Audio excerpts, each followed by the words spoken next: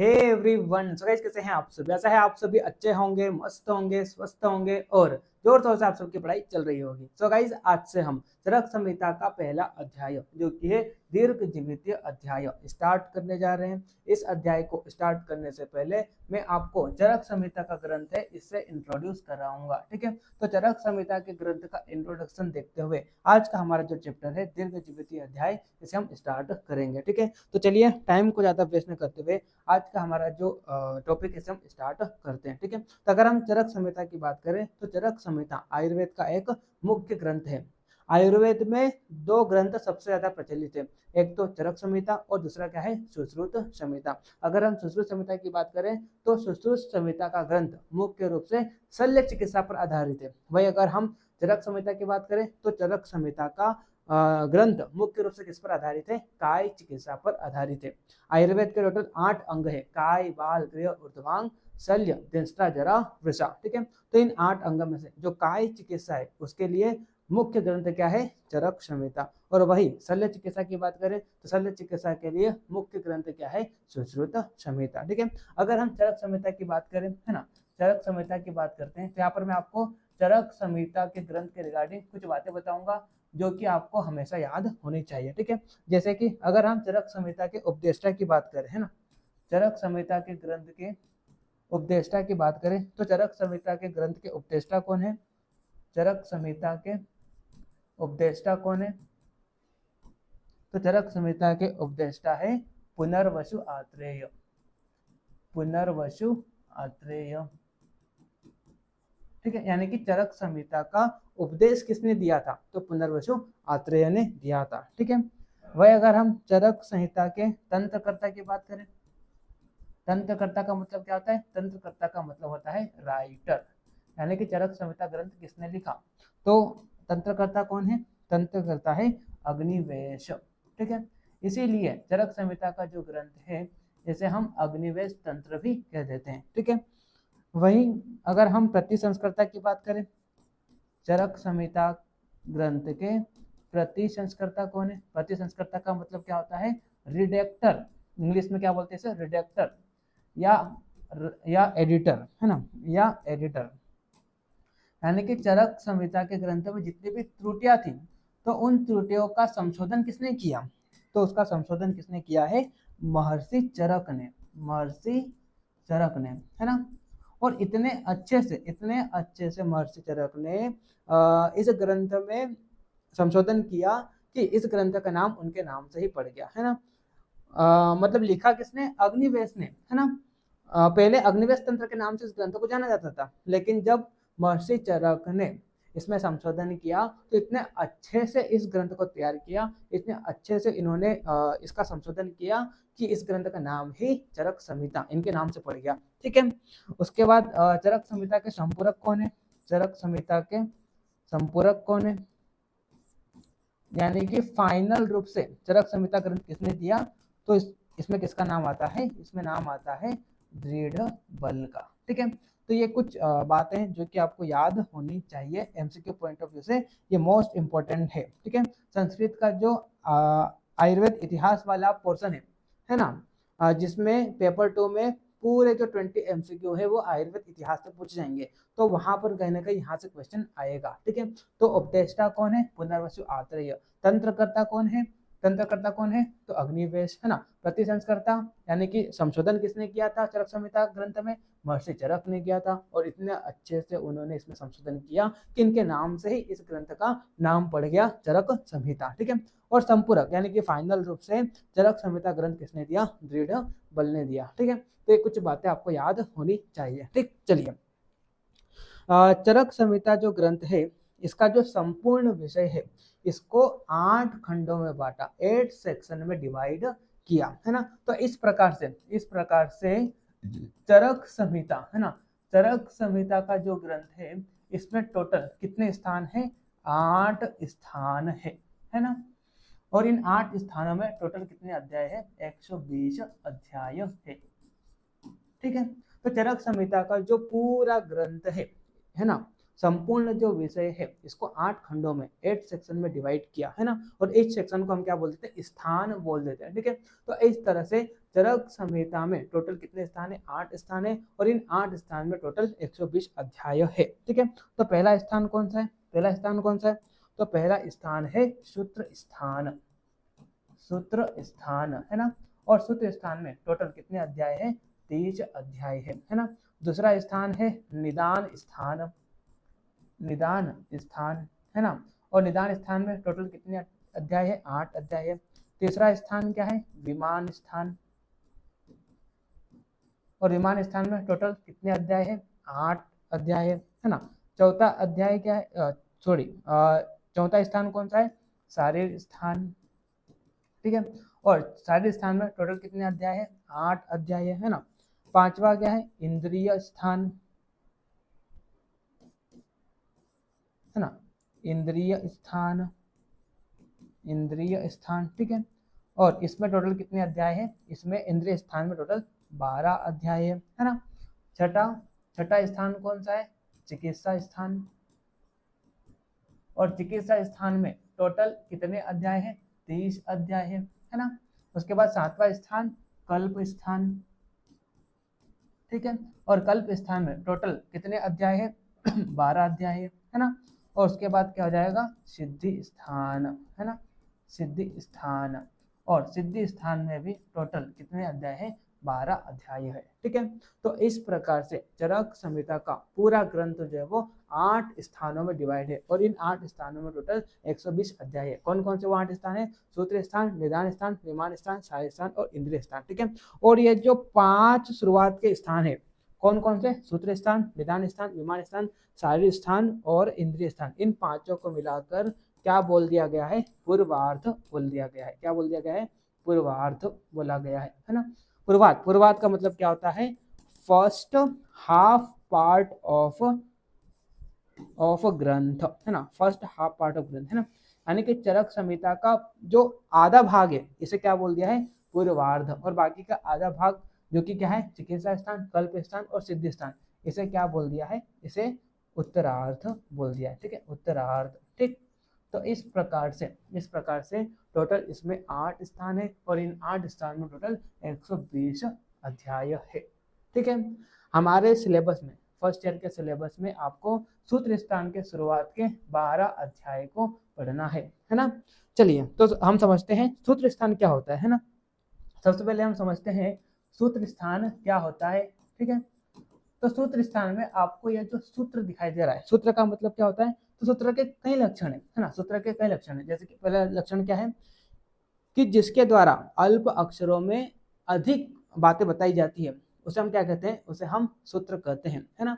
जो सार रूप में विषयों का विवेचन करता है, यानी कि अल्प भाषा में है ना, कम भाषा में अधिक बताने वाला होता है, सार रूप में जो विषयों का विवेचन करने वाला होता है, जो दोष रहित होता है, जो अनिंदनीय होता है ना, जिसकी हर जगह क्या होती है, प्रवृत्ति होती है ना, तो उसे हम क्या कहते हैं, उसे हम सूत्र कहते हैं। ठीक है, तो ये जो सूत्र स्थान है इसमें टोटल जो 30 अध्याय है ना, इसमें जो टोटल 30 अध्याय है, तो इन 30 अध्याय में सूत्र में सारी चीजों को बताया है ना।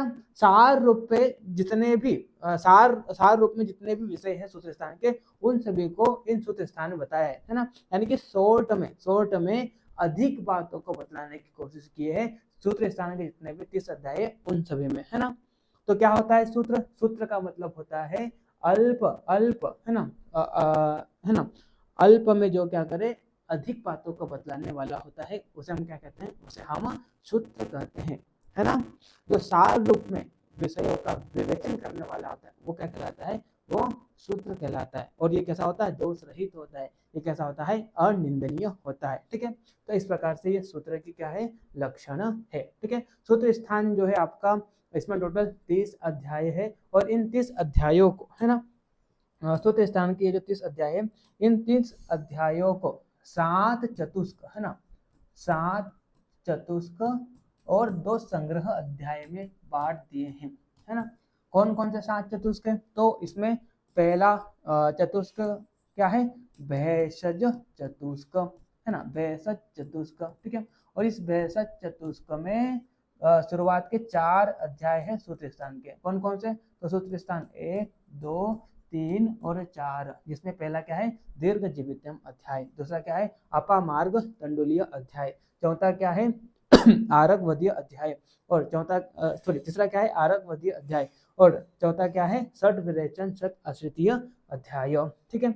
उसके बाद दूसरा चतुष्क क्या है? स्वास्थ्य चतुष्क, है ना, स्वास्थ्य चतुष्क। ठीक है। और इस स्वास्थ्य चतुष्क में भी 4 अध्याय है। कौन कौन से? सूत्र स्थान 5, 6, 7 और 8, है ना। पांचवा क्या है? मात्रा अशितीय अध्याय, है ना। छठा क्या है? तस्य अशितीय अध्याय। सातवां न वेगान धारणीय अध्याय। और 8वां क्या है? इंद्रियो क्रमणीय अध्याय। ठीक है। उसके बाद तीसरा चतुष्क कौन सा है? तीसरा चतुष्क है निर्देश चतुष्क, है ना। निर्देश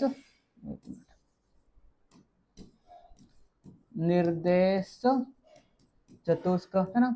और इस निर्देश चतुष्क में टोटल कितने अध्याय है? इसमें भी टोटल 4 अध्याय है। कौन कौन से? 9, 10, 11 और 12। क्या क्या नाम है? तो 9वें अध्याय का नाम है क्या? खुड्डाक चतुष्पाद। 10वें का महाचतुष्पाद। 11वें का क्या है? तिसरेश्रणीय अध्याय। और 12वें का नाम क्या है? वात कला अकलीय अध्याय। ठीक है। उसके बाद चौथा चतुष्क है कल्पना चतुष्क, है ना। कल्पना चतुष्क, इसमें भी टोटल कितने अध्याय? सूत्र स्थान के 4 अध्याय। कौन कौन से? 13, 14, 15 और 16। ठीक है। उसके बाद अगला चतुष्क कौन सा है? अगला चतुष्क है रोग चतुष्क, है ना, रोग चतुष्क। और इसमें भी बाकी के आगे के जो 4 सूत्र स्थान है, कौन कौन से? कौन कौन से? तो 17, 18, 19 और 20, है ना। कौन कौन से?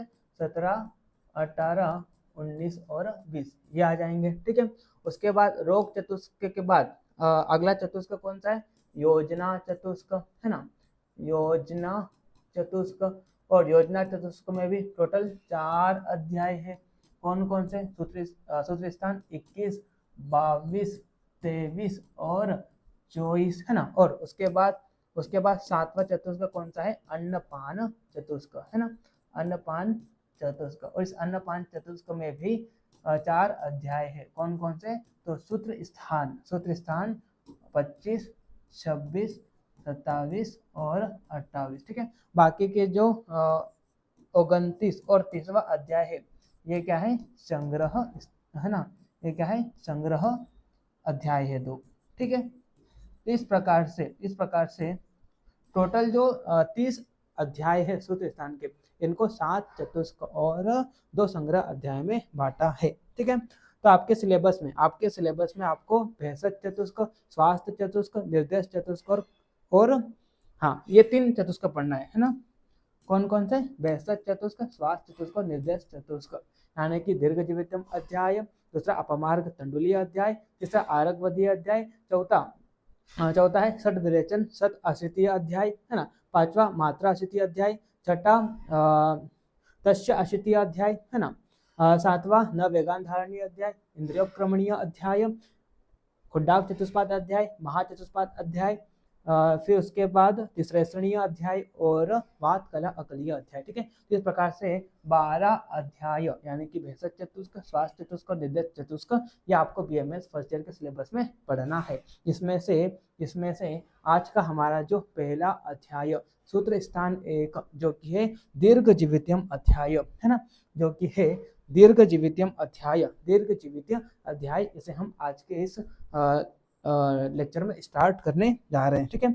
इस लेक्चर को स्टार्ट करने से पहले, है ना, जो लोग यूट्यूब पर लेक्चर देख रहे हैं उनको मैं इन्फॉर्मेशन दे दूं कि अगर आप में से कोई आयुर्वेदा विंग्स के रेगुलर ऑनलाइन क्लासेस ज्वाइन करना चाहता है, तो आपको क्या करना है? आपको आयुर्वेदा विंग्स एप्लीकेशन को डाउनलोड करना है। आप जैसे ही एप्लीकेशन को डाउनलोड करेंगे तो आपको सुश्रुत 3.0 ये स्पेसिफिक 2025-26 बैच के लिए ये मैंने कोर्स को लॉन्च किया है ना, यानी कि जिन्होंने अभी रिसेंट में एडमिशन लिया है ना, उन सभी के लिए मैंने इस कोर्स को लॉन्च किया है। कोर्स का नाम क्या है? सुश्रुत 3.0, है ना। इस कोर्स में आपको डाउट के लिए लाइव सेशन होंगे, है ना। यहाँ पर सारे रिकॉर्डेड लेक्चर आपको मिलेंगे, क्लासेस ऑलरेडी स्टार्ट हो गई है ना।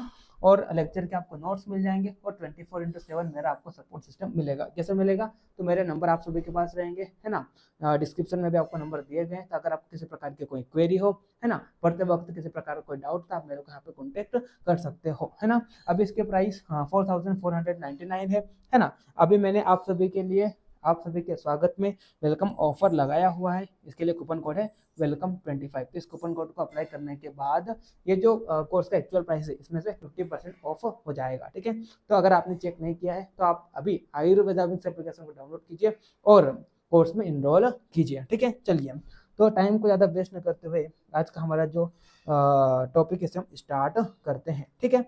तो आज हम सूत्र स्थान का पहला अध्याय जो कि है दीर्घ जीवितीय अध्याय, इसे हम स्टार्ट करने जा रहे हैं, है ना। दीर्घ जीवितीय अध्याय इसे हम स्टार्ट करने जा रहे हैं। दीर्घ जीवितीय अध्याय क्या होता है? दीर्घ जीवितीय अध्याय, तो दीर्घ जीवितीय अध्याय में आपको ये जो दीर्घ शब्द दिखाई दे रहा है, दीर्घ का मतलब क्या होता है? दीर्घ का मतलब होता है लंबा। और दूसरा शब्द आपको यहाँ पे दिखाई दे रहा है जीवितीय। जीवितीय का मतलब क्या होता है? जीवन, है ना। यानी कि ये जो दीर्घ जीवितीय अध्याय है, ये पूरा अध्याय किसकी खोज पर केंद्रित है? दीर्घ जीवन की खोज पर केंद्रित है। जैसे कि आप सभी को पता है, मानव के पूरे संपूर्ण जीवन काल में 3 ऐषणाएं होती है ना। मानव की अपने पूरे जीवन काल में 3 ऐषणाएं होती है ना। 3 ऐषणाएं होती है। कौन कौन सी 3 ऐषणा? तो पहली ऐषणा है प्राण ऐषणा, दूसरी ऐषणा है धन ऐषणा, और तीसरी ऐषणा है परलोक ऐषणा, ठीक है। तो इस प्रकार से मानव के संपूर्ण जीवन काल में 3 ऐषणाएं होती है, प्राण ऐषणा, धन ऐषणा और परलोक ऐषणा। और इन तीनों ऐषणाओं में सर्वप्रथम ऐषणा कौन सी है? प्राण ऐषणा। ये क्या है? सर्वप्रथम ऐषणा है। क्यों? क्योंकि इसके अभाव में, प्राण के अभाव में क्या हो जाता है? मानव जीवन की बाकी इच्छाएं क्या हो जाती है? समाप्त हो जाती है, ठीक है।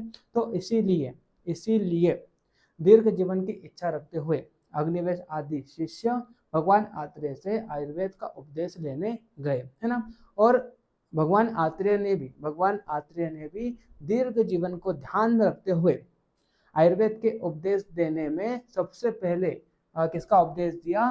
दीर्घ जीवितीय का उपदेश दिया। तो इस प्रकार से सर्वप्रथम भगवान आत्रेय ने भी दीर्घ जीवितीय अध्याय से क्या किया? आयुर्वेद का उपदेश देना अग्निवेश आदि शिष्यों को शुरू किया, ठीक है। तो आप यहाँ पर देख सकते हैं, यहाँ पर आप देख सकते हैं, है ना। भगवान आत्रेय ने अत शब्द से, अत क्या है? अत एक क्या है? मांगलिक शब्द है ना। तो इस मांगलिक शब्द का प्रयोग करते हुए भगवान आत्रेय ने आयुर्वेद का उपदेश देना स्टार्ट किया। देखिए यहाँ पे क्या बोला? अथा तो दीर्घ जीवितम अध्यायम व्याख्यास्यामः इति स्मः भगवान आत्रेय। यानी कि अब हम क्या करेंगे? दीर्घ जीवन अध्याय की शुरुआत करेंगे। ऐसा किसने कहा? ऐसा भगवान आत्रेय ने कहा। और दीर्घ जीवित अध्याय की शुरुआत करने से पहले इन्होंने कुछ मांगलिक शब्दों का उपयोग किया। और यहाँ पर मांगलिक शब्द क्या लिया? अर्थ, है ना। अर्थ क्या है? एक मांगलिक शब्द है। इसके अलावा ओम भी क्या है? एक मांगलिक शब्द है। ओमकार, ये भी क्या है? एक मांगलिक शब्द है ना। इन्हें मांगलिक शब्द क्यों कहा गया? क्योंकि सबसे पहले ये ब्रह्मा जी के कंठ को भेदन करते हुए बाहर निकले, इसलिए ओम, ओमकार, अर्थ, ये सब क्या कहे जाते हैं? मांगलिक शब्द कहे जाते हैं। और जब भी आप क्या करते हो?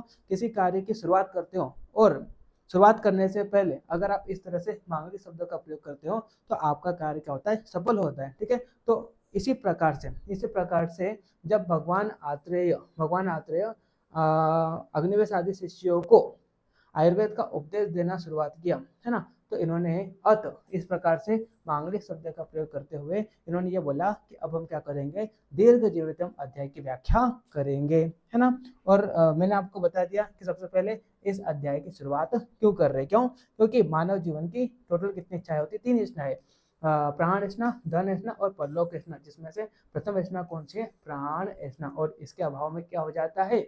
बाकी सारी इच्छाएं समाप्त हो जाती है। इसलिए दीर्घ जीवन की इच्छा रखते हुए है ना।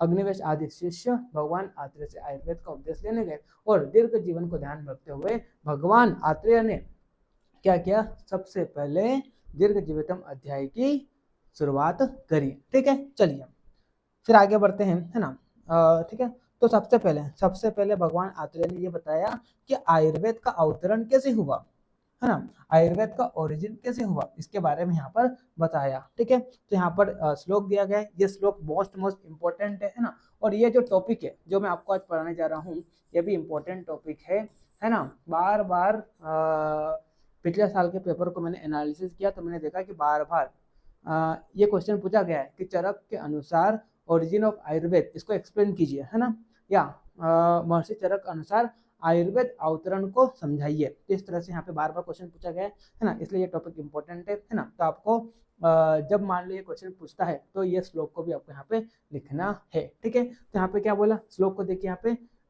दीर्घ जीवितम अनविंचन भारद्वाज उपागमत इंद्रम उग्रतपा बुद्धवा शरण्यम अमरेश्वरम। ठीक है, तो यहाँ पर क्या बोला, दीर्घ जीवन की इच्छा रखते हुए भारद्वाज किसके पास गए, भगवान इंद्र के पास गए, है ना। यानी कि भगवान इंद्र को शरण्य समझकर, यानी कि उनके शरण में जो भी जाता है तो भगवान इंद्र उसकी क्या करते हैं, सहायता करते हैं। ठीक है, तो भगवान इंद्र को शरण्य समझकर दीर्घ जीवन की इच्छा रखते हुए भारद्वाज किसके पास गए, भगवान इंद्र के पास गए।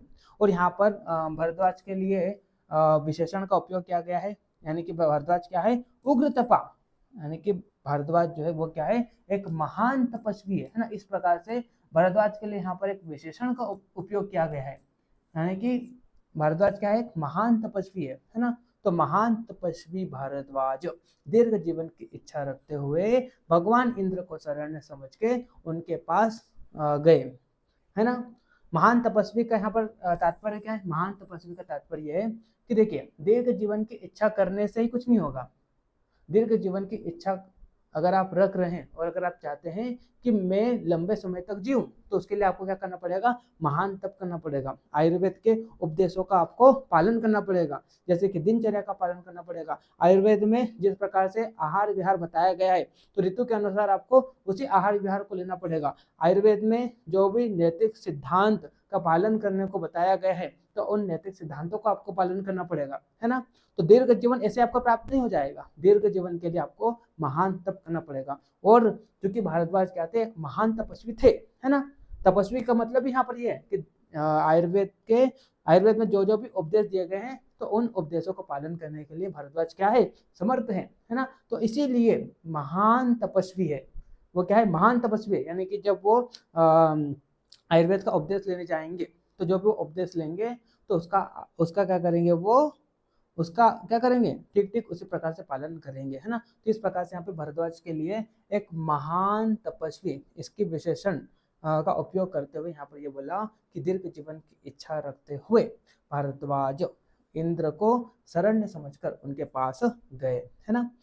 ठीक है, उसके बाद आगे 4 लाइनों में यहाँ पर ये बताया गया है।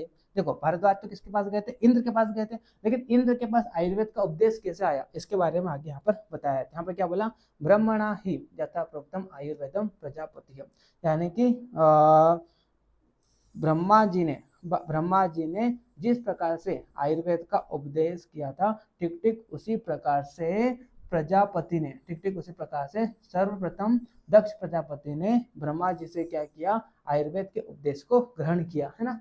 तो जिस प्रकार से ब्रह्मा जी ने आयुर्वेद का उपदेश किया था तो ठीक ठीक उसी प्रकार से, है ना, ठीक ठीक उसी प्रकार से यथा प्रोक्तम, है ना, यानी कि ठीक ठीक उसी प्रकार से दक्ष प्रजापति ने क्या किया, सर्वप्रथम ब्रह्मा जी से आयुर्वेद का उपदेश लिया, ठीक है, या आयुर्वेद के उपदेश को ग्रहण किया। ठीक है, आगे यहाँ पर क्या बोला, जगराह निखिले नादो अश्विनो तू पुनस्ततः। ठीक है, फिर दक्ष प्रजापति से आयुर्वेद का उपदेश किसे हुआ, 2 अश्विनी कुमार को हुआ। ठीक है, फिर अश्विनी कुमारों से किसको हुआ, भगवान इंद्र को हुआ। देखिए यहाँ पे क्या बोला, अश्विभ्याम भगवान चक्र, है ना। चक्र का मतलब क्या होता है, भगवान इंद्र, ठीक है।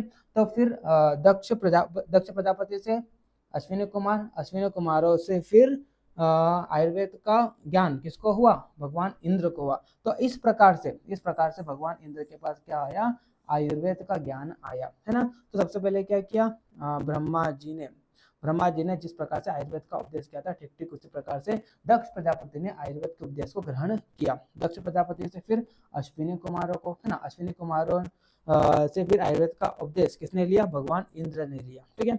इसीलिए दीर्घ जीवन की इच्छा रखते हुए ऋषियों के कहने पर, आगे हम देखेंगे यहाँ पे कि जब संसार में प्राणियों में रोग उत्पन्न होने लगे, है ना, जब संसार में सृष्टि में मानव जीवन में रोग उत्पन्न होने लगे, है ना, तो फिर दया का भाव रखते हुए सभी ऋषि हिमालय के पास एकत्रित हुए और उन्होंने चर्चा करी और यहाँ पर निष्कर्ष निकाला, और निष्कर्ष निकालकर इन्होंने भारद्वाज को नियुक्त किया कि वो किसके पास जाए, इंद्र के पास जाए। आगे हम डिटेल में नेक्स्ट लेक्चर में हम यही देखेंगे कि कौन कौन से ऋषि एकत्रित हुए थे, वहां पर क्या चर्चा हुई और क्या निर्णय निकाला और किस प्रकार से भारद्वाज को नियुक्त किया और कैसे भारद्वाज भगवान इंद्र के पास आयुर्वेद का उपदेश लेने गए, है ना। तो सबसे पहले यहाँ पर क्या हुआ, ब्रह्मा जी से ज्ञान किसके पास आया, दक्ष प्रजापति के पास, दक्ष प्रजापति से अश्विनी कुमारों के पास, अश्विनी कुमारों से इंद्र के पास, है ना। फिर ऋषियों के कहने पर, है ना, ऋषियों के कहने पर फिर भारद्वाज किसके पास जाते हैं, भगवान इंद्र के पास जाते हैं और फिर क्या करते हैं, वो आयुर्वेद का उपदेश भगवान इंद्र से लेते हैं, ठीक है। तो आप देख सकते हैं यहाँ पे आगे यहाँ पे बताया गया है ना। सबसे पहले क्या किया था, ब्रह्मा जी ने आयुर्वेद का उपदेश किया, ठीक है। और जिस प्रकार से ब्रह्मा जी ने आयुर्वेद का उपदेश किया, ठीक उसी प्रकार से ब्रह्मा जी से दक्ष प्रजापति ने क्या किया, आयुर्वेद के उपदेश को ग्रहण किया, ठीक है। फिर दक्ष प्रजापति से अश्विनी कुमारों को, है ना, फिर अश्विनी कुमारों से आयुर्वेद का ज्ञान किसके पास आया, इंद्र के पास, है ना। फिर इंद्र के पास कौन गए थे, भारद्वाज गए थे, किसके कहने पर, ऋषियों के कहने पर, है ना। ये वाली जो कहानी है ना, ये वाली जो कहानी है इसको हम नेक्स्ट लेक्चर में पूरा कवर करेंगे, है ना। तो ऋषियों के कहने पर, है ना, कई सारे ऋषि क्या हुए थे, एकत्रित हुए थे जब मानव जीवन में रोग उत्पन्न होने लगे थे, है ना। तो उन सभी मानवों पर दया भाव रखते हुए सभी ऋषि हिमालय के पास एकत्रित हुए थे और इन्होंने एक निष्कर्ष निकाला कि भारद्वाज भगवान इंद्र के पास आयुर्वेद का उपदेश लेने जाए, ठीक है। इस प्रकार से फिर भारद्वाज भगवान इंद्र के पास क्या करने गए थे, आयुर्वेद का उपदेश लेने गए, ठीक है। फिर भारद्वाज से फिर आत्रेय को क्या हुआ, है ना, फिर इंद्र के पास जाकर भारद्वाज क्या कराए, आयुर्वेद का उपदेश ले आए, है ना। फिर उसके बाद भारद्वाज ने भगवान इंद्र से त्रिसूत्र, है ना, तीनों सूत्र के रूप में आयुर्वेद का पूरा ज्ञान दिया। और फिर भारद्वाज ने, आगे हम देखेंगे नेक्स्ट लेक्चर में, ठीक है। फिर भारद्वाज ने आयुर्वेद का ज्ञान किसको दिया, भगवान आत्रेय को दिया। फिर भगवान आत्रेय ने अग्निवेश आदि जो शिष्य है, जैसे कि बात करते हैं अग्निवेश, भेल, जतुकर्ण, हारित, पराशर, शारभान, इस प्रकार से बाकी शिष्यों को भगवान आत्रेय ने क्या दिया, आयुर्वेद का ज्ञान दिया, ठीक है। तो इस प्रकार से क्या हुआ था, आयुर्वेद का अवतरण हुआ था, है ना। आगे हम यहाँ पर ये वाली जो बात है कि ऋषियों के कहने पर भारद्वाज भगवान इंद्र के पास गए, तो इसके बीच में कई सारी कहानी है ना। तो इस कहानी को हम नेक्स्ट लेक्चर में कवर करेंगे, ठीक है। तो आई होप आज का लेक्चर आपको समझ में आया होगा। अगर आपको लेक्चर अच्छा लगा हो तो वीडियो को लाइक कीजिए, और अगर आप में से कोई रेगुलर ऑनलाइन क्लासेस लेना चाहता है तो आयुर्वेद एप्लीकेशन को डाउनलोड कीजिए, लिंक आपको डिस्क्रिप्शन में दिया गया है। और संस्कृत 3.0 कोर्स को चेक कीजिए अगर आप 2025-26 बैच के स्टूडेंट है, और अगर आप 24-25 बैच के स्टूडेंट है तो आपको संस्कृत 2.0 कोर्स में एनरोल करना है, ठीक है। तो मिलते हैं नेक्स्ट लेक्चर में, तब तक के लिए okay bye, see you again.